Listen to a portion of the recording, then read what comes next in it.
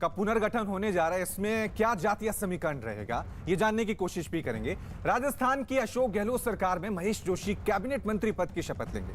उन्होंने कैबिनेट मंत्री बनाए जाने के लिए अशोक गहलोत को थैंक यू कहा है। सबसे पहले तो आपको बधाई, बहुत बहुत शुभकामनाएं।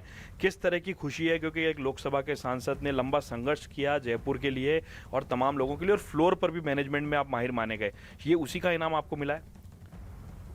पार्टी का हर काम, हर जिम्मेदारी इनाम के तौर पर ही होती है।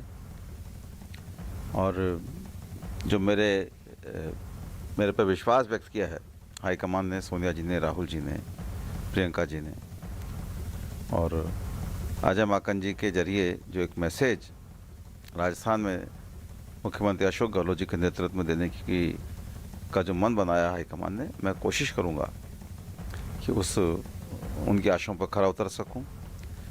अब तक जो जो जिम्मेदारी मिली हैं उन जिम्मेदारियों को मैंने आत्मसात करके जीने की कोशिश की है। मैंने सोनिया जी से, राहुल जी से कुछ नहीं मांगा। तो मैं विभाग के बारे में क्या सोचूं? मैं तो कैबिनेट मंत्री पद का दर्जा भी नहीं मांगा था, कैबिनेट मंत्री पद भी नहीं मांगा था, लेकिन उन्होंने मुझे दिया। ये उनका आशीर्वाद है। जो विभाग मुझे मिलेगा उस विभाग की हर जिम्मेदारी को अपना धर्म समझकर निभाने की कोशिश करूँ। वहीं अशोक गहलोत सरकार में राज्य मंत्री रहे टीकाराम जूली को अब कैबिनेट मंत्री बनाया जा रहा है। न्यूज 18 से खास बातचीत में उन्होंने क्या कहा, आइए आपको सुनवाते हैं। इस वक्त टीकाराम जी हमारे साथ हैं। टीकाराम जी, सबसे पहले तो बधाई और शुभकामनाएं। कितना कॉन्फिडेंस नजर आ रहा है अब अपने आप में आपको, और क्या मैसेज कन्वे करना चाहेंगे आप पूरे प्रदेश की जनता, क्योंकि अलवर से तो आप ताल्लुक रखते हैं, प्रदेश की जनता आपकी ओर देख रही है। देखिए, मैं पहले धन्यवाद देना चाहूँगा, और धन्यवाद देना चाहूँगा आला कमान को, और धन्यवाद देना चाहूँगा राजस्थान की जनता को कि मुझे पहले राज्य मंत्री के रूप में काम करने का मौका दिया, और आज कैबिनेट के रूप में मंत्री के रूप में मुझे काम करने का मौका दिया है। मेरी प्राथमिकताएं यही रहेगी कि गरीब, दलित, पिछड़ा, उसने जिस उम्मीद के साथ हमें समर्थन दिया है, सहयोग किया है, उसकी प्राथमिकता दी जाए। ऐसा नहीं लगता कि अब टीकाराम जूली हैं जो राजस्थान में समाज कल्याण का दायित्व संभालते हुए नजर आएंगे?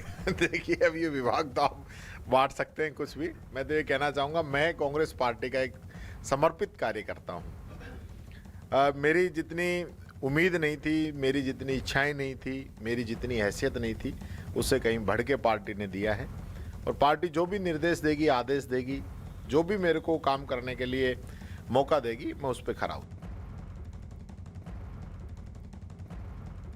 तो तारीख, वक्त, चेहरे सब तय हो गए हैं। मेरे सहयोगी भवानी लगातार इस खबर पर आप तक हर एक अपडेट सबसे पहले पहुंचा रहे हैं। भवानी, आपसे मैं ये जानना चाहूंगा, ये जो मंत्रिमंडल का पुनर्गठन होने जा रहा है, क्योंकि इस देश में बिना जातीय समीकरण के कुछ भी नहीं होता है, तो क्या जातीय समीकरण इस मंत्रिमंडल में रहने वाला है?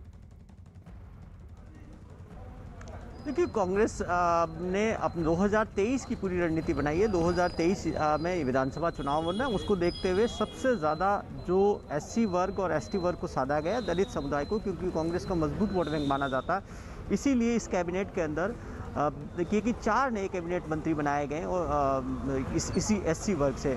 और दूसरा जो सबसे बड़ा है जाट समुदाय। जाट समुदाय का पश्चिम राजस्थान का बड़ा इलाका है, लेकिन वहाँ से हेमाराम चौधरी को बनाया गया। हालांकि ये उम्मीद की जा रही थी शायद उनको ज़्यादा साधा जाएगा। एक ज़रूर है कि रामलाल जाट को लिया गया, जो भीलवाड़ा से आते हैं, मेवाड़ के अंदर, वहाँ पर भी जाट समुदाय काफ़ी है। तो कांग्रेस ने ये कोशिश की गई थी कि एससी, जाट और जो तबके जो ट्राइबल है, जैसे महेंद्रजीत सिंह मालवीय को लिया गया बांसवाड़ा से, वो बड़े ट्राइबल लीडर माने जाते हैं, इसलिए वहाँ फोकस किया गया, क्योंकि ट्राइबल कांग्रेस अपना एक बड़ा वोट बैंक मानती है। तो ये कोशिश की गई कि 2023 में किन जातियों की कांग्रेस को सबसे ज़्यादा ज़रूरत पड़ेगी, उनको तवज्जो दी गई, उन एरिया को तवज्जो दी गई। लेकिन एक जो कमी नज़र आ रही है वो साफ तौर पर वो पश्चिम राजस्थान की नज़र आ रही है। पश्चिम राजस्थान सबसे बड़ा इलाका है, लेकिन वहाँ से सबसे कम विधायक है। ये शायद कांग्रेस के लिए चुनौती होगी। लेकिन अब जो संसदीय सचिव बनाए जाएंगे, इसके अलावा रवि अब 15 संसदीय सचिव और 7 जो एडवाइज़र बनाएंगे, उसमें भी देखना होगा कि उनमें सचिन पायलट, अशोक गहलोत के खेमे को कितना साधा जाता है, किस इलाके को कितना साधा जाता है।